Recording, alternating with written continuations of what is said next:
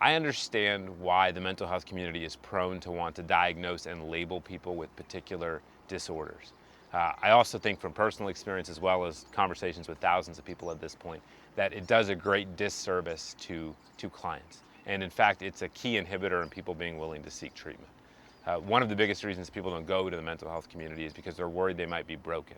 And then you walk into an office and someone tells you you have PTSD or you're depressed clinically, or maybe even worse, you have treatment-resistant depression. And then someone validates for you in no uncertain terms that you are in fact broken, and more importantly, that you may never be right again. And in some ways, people take that as a death sentence to a life as a diminished version of themselves, a life of learned hopelessness.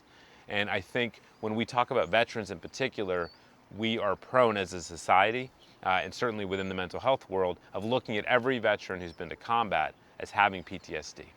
And what we see here proves that it's a heck of a lot more nuanced than that. And the vast majority of people who come here are lost, are struggling with sleep issues, struggling with anxiety and depression, and in many respects, especially for the veterans who come, just profoundly sad and profoundly perplexed about, if I'm not this person, if I'm not this Marine, soldier, sailor, airman, then who am I?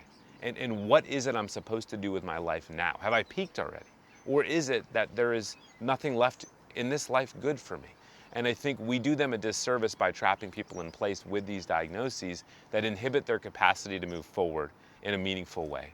And so from our perspective, we don't traffic in clinical labels, we don't traffic in diagnoses. All we say is somebody's here because they're struggling.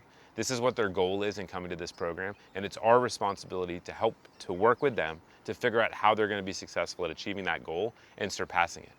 Because the truth is, when someone shows up at a therapist office or at a clinic or at Warrior Path, what we know for sure is they're struggling, and where they are is not where they want to stay, but they don't know how to go anywhere else.